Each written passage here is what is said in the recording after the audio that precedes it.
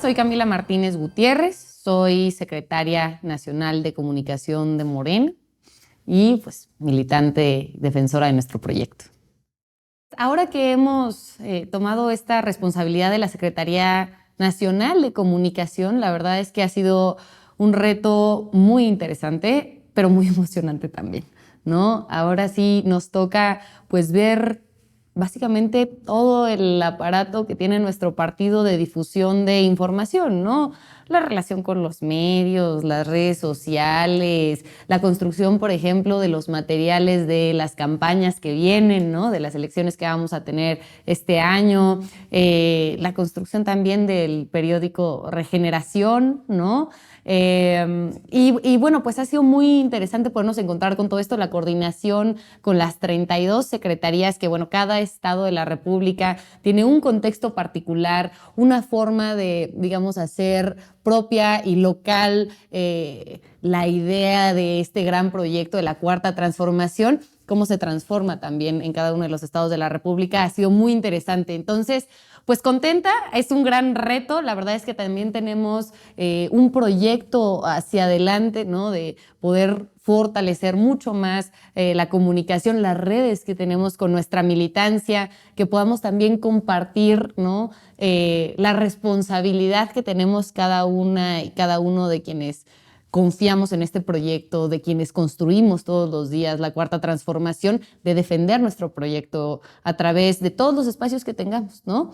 Entonces, bueno, pues la verdad es que un reto muy grande. Este 2025, la verdad es que va a ser un año fundamental para la Secretaría de Comunicación de Morena, ¿no? Y bueno, pues vamos a estar trabajando mucho.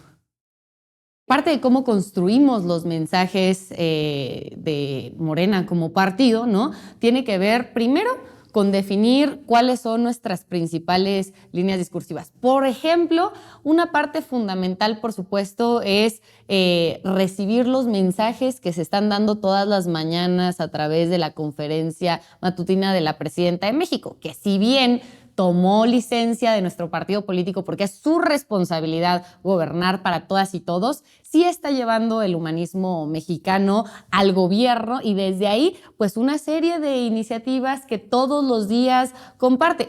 Ejemplo, ¿no? Así para ponerlo en concreto, todo el proyecto que se está haciendo con las y los mexicanos en el exterior, ¿no? Ante las declaraciones de Donald Trump, la verdad es que el gobierno de México ha sacado una serie de iniciativas que son muy relevantes por dos cosas. Uno, porque por supuesto que lo concreto atiende en el que pueda haber, por ejemplo, el programa México te abraza, ¿no?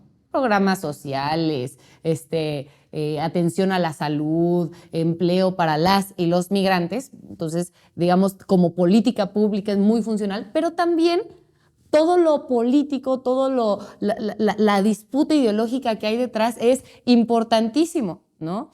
¿Por qué? Porque, para empezar, lo que ha hecho la presidenta Claudia Sheinbaum es continuar una cosa que había empezado con Andrés Manuel López Obrador, y es cambiar esa narrativa que durante mucho tiempo se intentó hacer de los mexicanos migrantes, ¿no? Nosotros sabemos que el tema de la migración es un tema que lleva sucediendo mucho tiempo, ¿no? Pero, por ejemplo, Donald Trump traía en su primer periodo un discurso donde buscaban presentar a los trabajadores mexicanos, y él mismo lo había dicho en declaraciones, ¿no? Como violadores, como vendedores de drogas, etcétera. Y la verdad es que no es cierto, ¿no? O sea, los mexicanos que están en Estados Unidos, y hay que remarcarlo con datos, ¿no? Y hay que remarcarlo con realidades, ¿no? Son mexicanos que son honestos, que son trabajadores, ¿no? Que aportan no solamente a la economía mexicana, donde por supuesto son indispensables, sino también a la de Estados Unidos, ¿no? Y entonces el tema de poder, desde el partido, poder compartir eso, ¿no? Nos habla también de un tema de soberanía nacional. O sea, la defensa migrante es necesariamente un tema de soberanía nacional, porque cuando nosotros impulsamos la verdad, ¿no? Cuando nosotros impulsamos una campaña contra esta desinformación que no tiene más que un interés político, porque han encontrado quizá algunos políticos en Estados Unidos su base en apelar a querer señalar como que los problemas que ellos no han sabido atender al interior vienen de fuera, ¿no? Si nosotros podemos explicar eso y dejar de caer en un juego sin sentido, ¿no? Lo que también hacemos es defender que, por ejemplo, cuando haya discusiones, negociaciones y tal, México pueda tener un papel que durante mucho tiempo no había tenido, un papel de dignidad, un papel donde podamos negociar como iguales, donde podamos colaborar, como ha dicho la presidenta Claudia Sheinbaum, pero sin necesidad de someternos, ¿no? Entonces, eso que todos los días la presidenta dice en su conferencia mañanera, buscamos nosotros, por supuesto, fortalecerlo, reproducirlo y también hacer una pedagogía con el movimiento y con la militancia del partido, ¿no? Invitándoles, ¿no? Que es todo lo que vamos a hacer este año, a que podamos también defender esos principios innegociables que tenemos de la Cuarta Transformación, ¿no? Y uno de esos principios irrenunciables es el orgullo mexicano, el orgullo y la dignidad migrante y la soberanía nacional. Yo creo que la gran disputa que se tiene hoy no solamente es una disputa, digamos, solo de banderas políticas, de partidos políticos, ¿no? Sino que detrás de esos partidos políticos, por ejemplo, hay una idea, ¿no? De quienes se han comprado estos discursos de un poco, hay que decirlo, un poco malinchistas, ¿no? De someterse, de permitir que haya quien se siente por encima de México, porque ha habido y ha sido deliberado, una estrategia, ¿no? Para que las y los mexicanos despreciemos el ser mexicanos, la riqueza que tiene nuestro país. ¿Por qué? Porque cuando tú logras que una sociedad desprecie profundamente lo que es ser mexicanos, entonces no defienden, ¿no? Cuando hay una intención, por ejemplo, de saquear ciertos recursos naturales, ¿no? O de incidir en política local, digamos, de manera rebasando la soberanía, ¿no? De manera injerencista, ¿no? Entonces, lo que nosotros necesitamos hacer es decir, a ver, aquí la comunicación no podemos intermediarla a través de intereses económicos, ¿no? O sea, nosotros, digo, el gobierno hace lo propio y la verdad es que lo hace muy bien a través de sus conferencias matutinas y tal, pero nosotros como partido también necesitamos tener, ¿no? Nuestros propios mecanismos para poder hablar con la gente, que no estén intermediados por intereses económicos, que es lo que luego pasa con medios tradicionales, ¿no? Entonces, lo que estamos haciendo es construir esos espacios. Ahorita te decía, bueno, la conferencia mañanera, por supuesto que es uno de los espacios, ¿no? Pero también, por ejemplo, ¿qué es todo lo que está sucediendo con el partido? Tú sabes que este año tenemos una campaña de afiliación, ¿no? Que es, la verdad, el proyecto más grande que tiene nuestro partido político ahora. Y hay una razón de eso, ¿no? La razón es poder construir el proyecto, el partido, de los 10 millones de mexicanas y mexicanos. ¿Para qué? ¿Solamente para ser muchos? No. Para poder consolidar una democracia al interior de nuestro partido. Que la próxima vez que haya una asamblea, una discusión, un encuentro, una necesidad de salir a defender nuestro proyecto ante nuestro proyecto y nuestro país, ¿no? Ante quien quiera decir que los mexicanos no son honestos, que los mexicanos no son lo que ellos quieran, ¿no? Haya, ¿no?, un partido organizado que pueda salir a decir, eso no es verdad, que pueda salir a desmentir, que pueda salir a defender y que podamos salir organizados, ¿no?, a dar una disputa narrativa, ¿no? Porque si nosotros no nos metemos en esa disputa narrativa, que no es otra cosa que comunicación, esa es la responsabilidad que tenemos, ¿no? Y que es una responsabilidad política. Luego habrá quien piense que la comunicación es solamente subir un posteo a redes sociales o solamente hacer un comunicado, ¿no? Pero la comunicación es estratégica en política, ¿no? Porque lo que te permite es dar, uno, legitimidad a las decisiones que estás tomando, ¿no?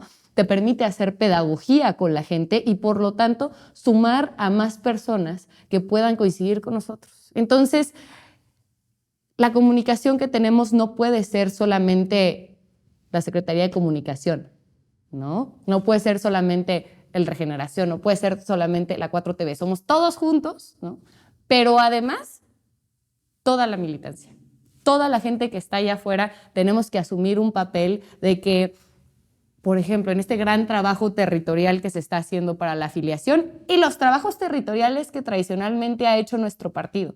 No es solamente ir y echar el Regeneración debajo de las puertas, ¿no? O decir, señora, buenas tardes, venimos de Morena, que tenga buen día. No. O sea, la labor que tenemos que hacer de convencimiento es también una labor comunicativa y requiere que nuestra militancia, ya sea la estructura del partido o ya sean las compañeras y los compañeros que militan en Morena o que simpatizan en Morena y que se dedican a hacer este trabajo comunitario tan importante, tengan la información certera, ¿no? Tengan la convicción de defender el proyecto y puedan ir a convencer, a discutir, ¿no? A platicar con las vecinas y los vecinos de sus comunidades del proyecto que se está haciendo a nivel nacional y que nos está afectando positivamente a todos. Hemos tenido oportunidad de platicar con compañeras y compañeros de otros partidos de Latinoamérica, ¿no? Y reconocen en Morena, ¿no?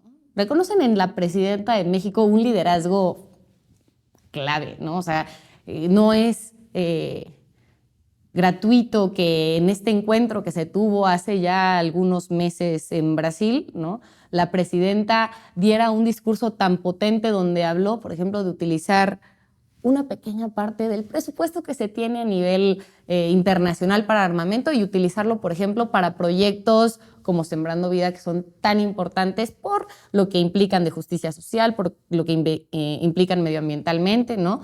Las posturas de dignidad que ha dado, ¿no? Ahora también regresando un poco al tema de Trump, ¿no? Yo creo que hacen que toda Latinoamérica diga, hay una ruta. Pero incluso en estos encuentros que hemos tenido, ¿no? Nos dicen, Morena ha logrado hacer algo indispensable, ¿no? Que es, uno, formar cuadros, ¿no? O sea, la formación política que tenemos en Morena es importantísima. Y por otro lado, construir un partido gigante, que es lo que estamos buscando ahora.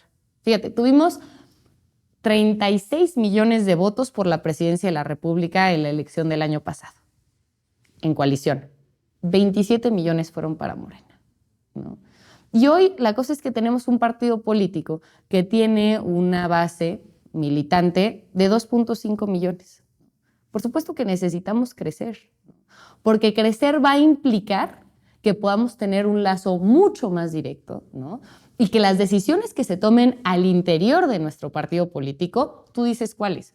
La renovación estatutaria, la decisión, por ejemplo, de quiénes van a participar en algún encargo de dirigencia, de quiénes van a ser nuestros candidatas para ser representantes populares. Eso no lo puede decidir un pequeño grupo. Cuando fuimos 37 millones de personas que votaron por la presidenta de la República, ¿no?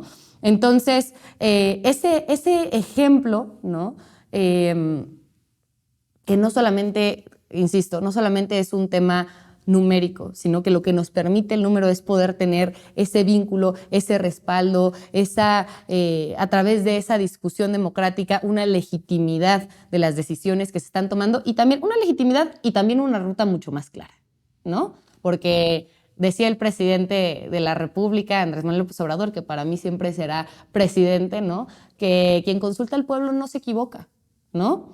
Entonces, si nosotros logramos que esa afiliación masiva se convierta también en un canal de comunicación con nuestra militancia, híjole, vamos a poder haberlo logrado brutalmente, ¿no?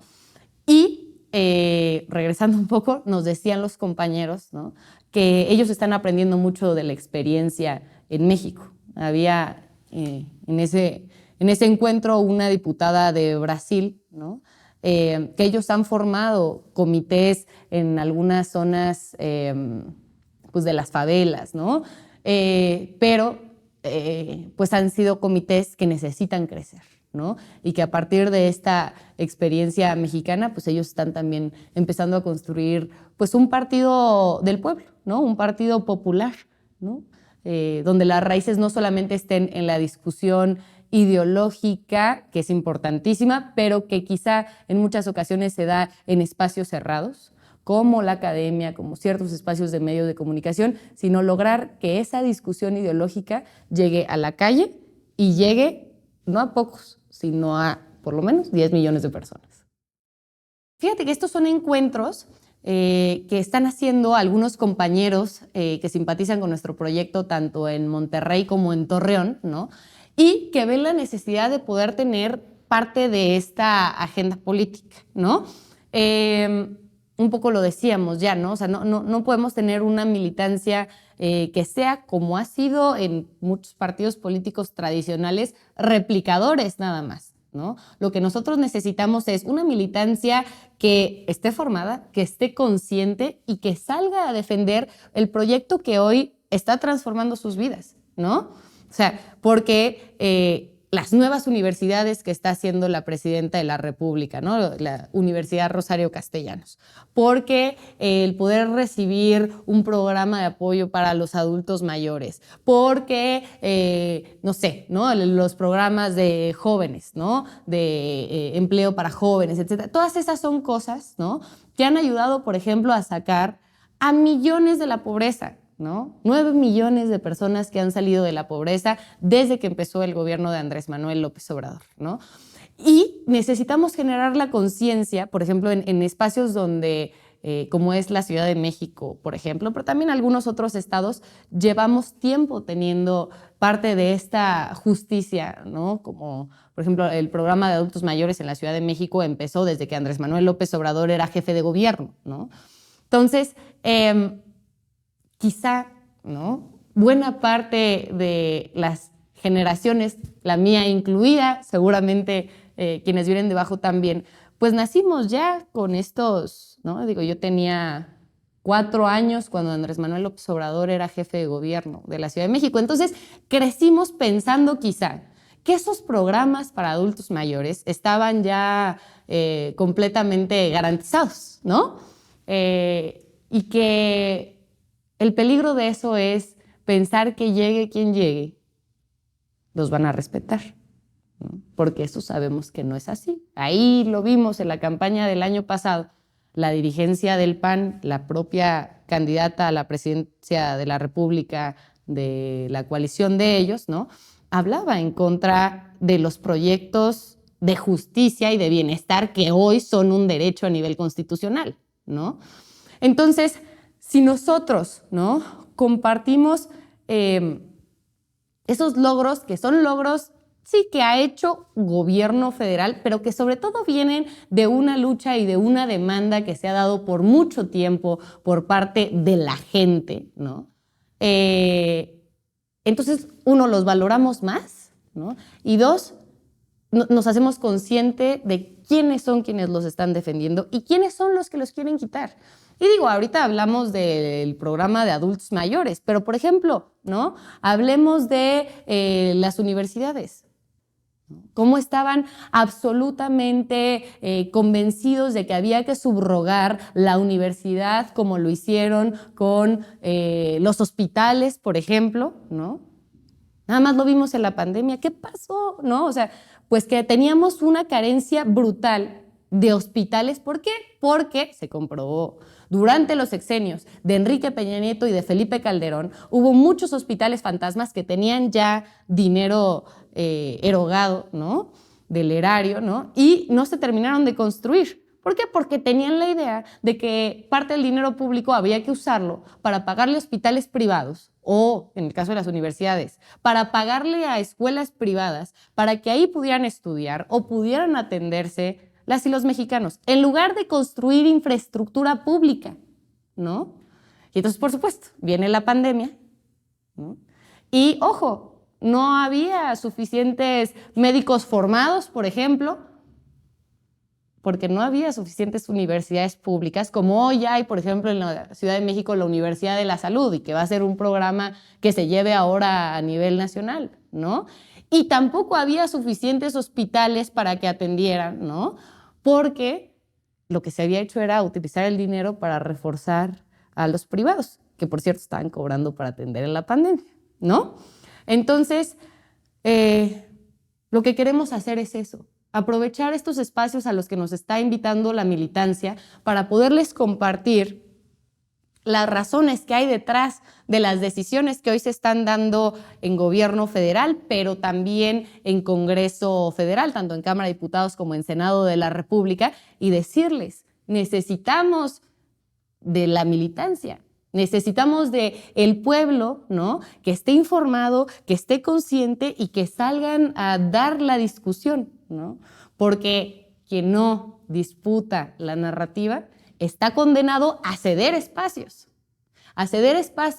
de logros que se pudieran tener con nuevas legislaciones, con nuevas políticas públicas, pero eventualmente también a ceder espacios en territorio. Y eso no lo podemos permitir. Queremos construir una gran estructura de comunicación para tener un partido cercano. O sea, no puede ser un partido que esté alejado de sus bases. Al contrario, ¿no? Y lo que necesitamos es construir esos canales. Entonces vamos a generar una gran estructura que no solamente ayude a compartir la información, porque la difusión es una parte, ¿no? Y el que pueda haber una retroalimentación por parte de los compañeros es otra. Pero la más importante es esa conducción de decir, órale, estamos todos organizados, estas partes son estratégicas y vamos a asumir nosotros esa responsabilidad de defensa del proyecto. Entonces vamos a generar una estructura a nivel nacional con estos encuentros a los que nos vayan invitando los compañeros. Queremos invitar a todas las personas que nos están viendo en este momento a que puedan ser parte. Se va a llamar Comunidades Morena, ¿no? Y de ahí, además, no solamente va a ser digamos, un espacio donde compartimos información, sino que vamos a tener también encuentros, la mayoría de ellos digitales, porque eso nos permite poder tener una vinculación al mismo tiempo con más personas que puedan ser parte de este proyecto, que nos puedan ayudar a proponer, ¿no? Yo creo que todas las voces que están en nuestro partido Movimiento, digo, somos 10 millones, habrá que tenerlo muy bien organizado, pero todas las voces de nuestro partido Movimiento pueden ayudar y sobre todo, ¿no?, lo que queremos es que nos ayuden a impulsarlo, ¿no? O sea, cada militante tiene no solamente la posibilidad de ayudarnos acá en las plataformas, que son importantísimas, o sea, no las estoy menospreciando porque yo sé la gran fuerza que tienen las redes y la gran democratización también que han ayudado a hacer de esas historias únicas que se tuvieron durante mucho tiempo, intermediadas por intereses económicos y que tenían, por ejemplo, las grandes televisoras o los programas de radio que estaban al servicio de los poderes fácticos, ¿no? Pero también, además de la parte de redes, las y los militantes tenemos que asumir la responsabilidad de ser líderes de opinión dentro de nuestras comunidades, ¿no? Y cada persona que esté en estas comunidades Morena se tiene que asumir, ¿no?, como que los logros, la explicación, por ejemplo, de los motivos que llevan a tomar a Morena y a gobierno federal ciertas decisiones, hay que reproducirlos, ¿dónde? En casa, en trabajo, en escuela, con las vecinas, con los vecinos, ¿no? Entonces, queremos que esa explicación, que esa pedagogía del proyecto, ¿no?, nos ayuden a dar la disputa en el área digital, pero también en el área territorial. Hola, soy Camila Martínez, secretaria nacional de Comunicación, Difusión y Propaganda de Morena, y las invito a todas y a todos a ver con nosotros la 4TV.